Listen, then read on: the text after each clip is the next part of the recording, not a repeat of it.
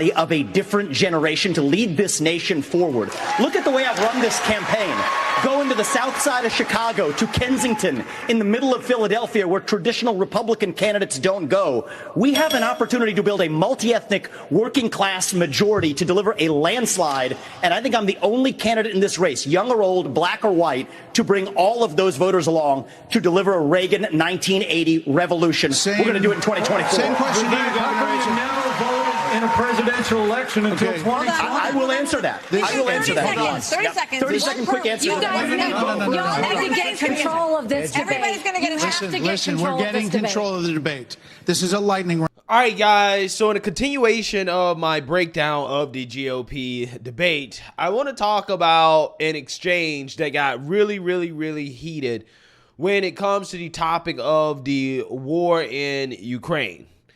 Now, in this exchange, it becomes very clear to the American people, to conservatives, Republicans more specifically, that the Republican Party, the establishment, is not aligned with the base in regards to where we're at when it comes to this war. It is very clear, okay? They're making it very clear in this debate, okay, that they're not on the same page, right? As Vivek Ramaswamy was the only person to clearly and definitively state that he would not send more money to support Ukraine in this war. Instead, he would try to get peace, right, to establish peace, and then focus on China. The administration is now asking Congress for $24 billion more. Regardless of that, the specifics of that plan, is there anyone on stage who would not support the increase of more funding to Ukraine? We would not support it. Europe needs to step up. I mean, I would have Europe step up and do their job. All right, Mr. Ramaswamy, but you're saying you would not too, Governor DeSantis? I will have Europe pull their weight. Right now, they're not doing that. You would not support and I think we need to do, and I think our support should be contingent on them doing it. And I would have support in China to be able to take China and do what we need to do with China. Mr. Ramaswamy, you would not support an increase of funding to Ukraine? I would not. And I think that this is disastrous, that we are protecting against an invasion across somebody else's border when we should use those same military resources to prevent across the invasion of our own southern border here in the United States of America. We are driving Russia further into China's hands. The Russia-China alliance is the single greatest threat we face. And I find it offensive that we have professional politicians on the stage that will make a pilgrimage to Kyiv, to their Pope, Zelensky, without doing the same thing for people in Maui or the south side of Chicago or Kensington. I think that we have to put the interests of Americans first, secure our own border instead of somebody else's. And the reality is, this is also how we project strength by making America strong at home. Thank you. Yeah, so you've seen that, you heard that, okay? I mean, he basically claimed that the politicians, right, the neocons, their Pope is Zelensky. They're more willing to go to Ukraine and to kiss up to him than they are to visit the American people after a disaster happens to them. They're more, again, they seem to be more concerned about Ukraine than the American people. And the neocons on stage, who, by the way, right, none of them raised their hand when they said that they would stop, sending money to Ukraine. They took issue with what Vivek Ramaswamy said, and the debate went off the rails from there. Take a look. Hang on. Hit the break. I have a question for Governor Haley. We'll come back. Vice President Pence was mentioned. You get 30 seconds. Yeah, well, let me be clear. Anybody that thinks that we can't solve the problems here in the United States and be the leader of the free world has a pretty small view of the greatest nation on earth. That is incorrect. We can do both, Vivek. We've done both.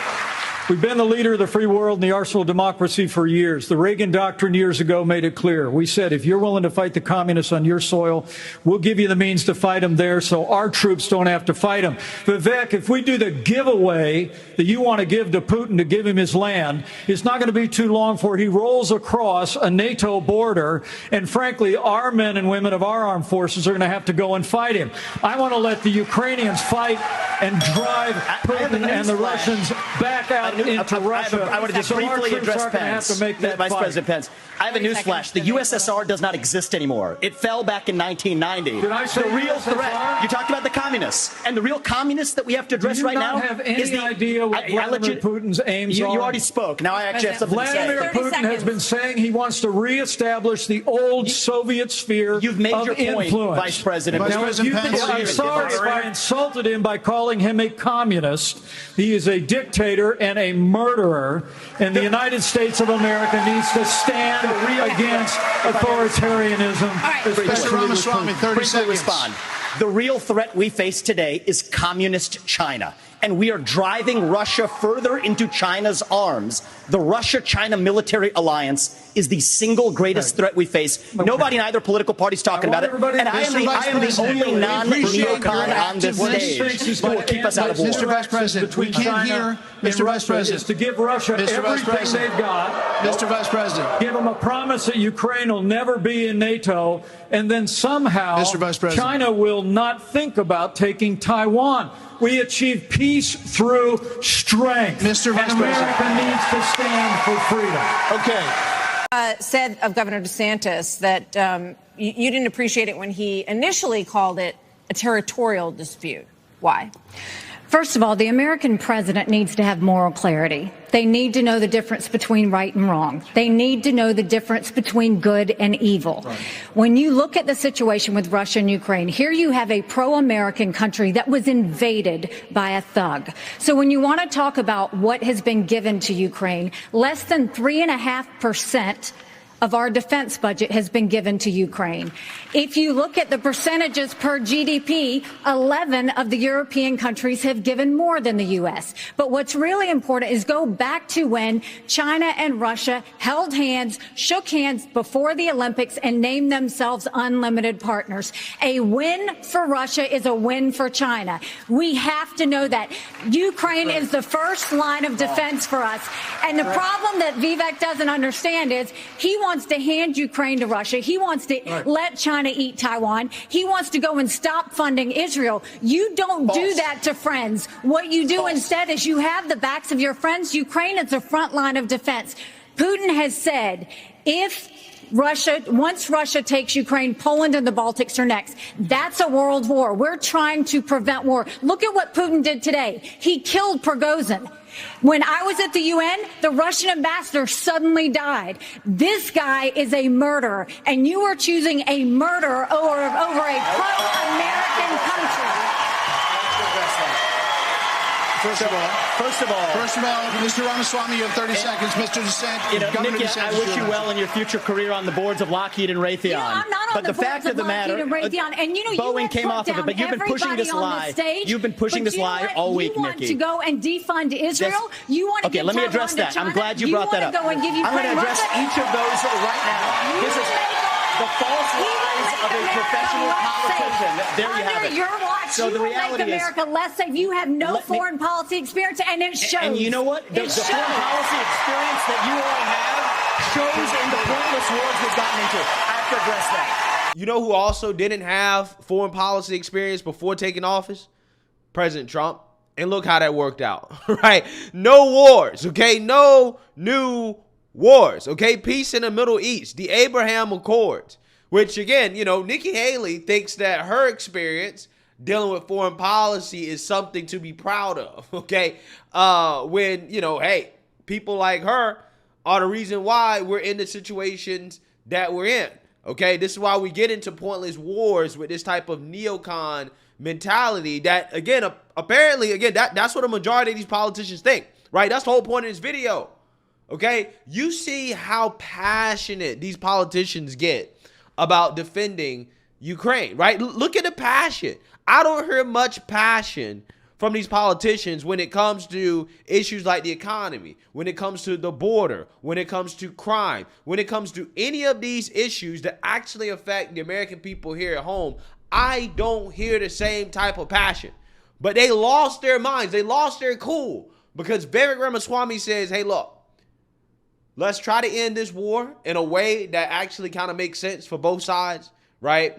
Let's do the reasonable thing here, okay? And let's focus on China, right? We got to focus on China, and we need to focus on our own border, okay? Protecting our own border, protecting Americans, taking care of Americans here at home. That's what we need to focus on. And the neocon response to that is that, Putin's a murderer. Putin bad. We hate Russia. You must like Putin. Right? You don't want to fund Israel. Right? This is the response. But again, where's all that passion when it comes to the invasion at the border? Right? Where's all that passion when it comes to crime? Where's all that passion when it comes to issues that are actually really affecting the American people? They don't have nearly the same passion. Vivek Ramaswamy went on stage and said exactly what the base believes for the most part, which is that, hey, we can't be protecting everybody else's border when our border is wide open, right? We got all types of crazy stuff going on our border, right? That's costing Americans lives, okay? They did have a conversation about the fentanyl epidemic in this country, right? I think they said over 300 Americans would die in a day or something like that. It's ridiculous. It's ridiculous. So again, when you see these politicians come out here and get all passionate about what's going on overseas, it tells you everything you need to know. A lot of these people are America last. Vivek Ramaswamy rightfully pointed out that, yes, Nikki Haley, she has a future career on the boards of Raytheon and Lockheed Martin. She was on the board of Boeing, in which she essentially advocated and helped them secure millions of dollars in government funds, okay, corporate socialism, right, for big corporations. Now, all of a sudden, because she's running for president, she wants to pretend like she's not bought and sold by the military-industrial complex, right, which she is. All these politicians are. And that's why I keep trying to tell you guys. People want to talk about the alleged money laundering going on in Ukraine. I'm like, bro, it's right in front of your face. This is what's happening. The tax dollars, the taxpayer dollars, our dollars are being sent overseas to Ukraine, aka they're being given to American defense contractors, right, who are selling weapons over there. Okay, they're making millions and billions of dollars funded by taxpayers. And then they're turning around and donating the funds, the money that they make, back to the politicians who turn around and then vote for more wars in which they're going to get more corporate socialism, right? They're going to get more of our taxpayer money. That's the real money laundering scheme, okay? I'm telling you, it's right there in your face. Look how passionate they got, right? When Vivek says, let's turn off the spigot, right? Let's turn off the cash cow to y'all campaigns when it comes to these endless wars, right? Look how offended they got because they know that it's going to hurt them in the pocket, okay? Especially people like Nikki Haley, who is queen neocon, okay? She is.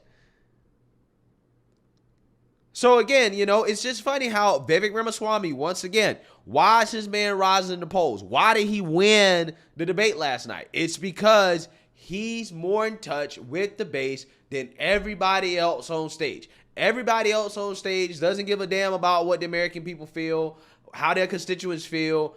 They're like, no, we're going to fund this war. We're going to keep it going for as long as we can because people are getting rich, right? Our donors are getting rich off of this stuff. Right? And that's what's happening. These politicians are prostitutes. That's why they got so offended when Vivek Ramaswamy rightfully claimed that they're bought and sold. They are. They're bought and sold. They're traded like Pokemon cards, bruh. They really are. That's what it is. Okay? It's a shame, but this is the way the system works. And when they get called out on it, when they get hit where it hurts, they boo-hoo, whine, and cry, and they melt down just like Mike Pence and Nikki Haley just did because he's calling them out, right? He's calling them out. It's true. It's true. So, again, another moment at the debate in which, again, Vivek Ramaswamy clearly is in touch with the American people more than these guys. This is why he's gaining steam. This is why he's gaining steam. Let me know what you guys think. Make sure you like, comment, and subscribe. Most importantly, share a Black conservative perspective. Peace.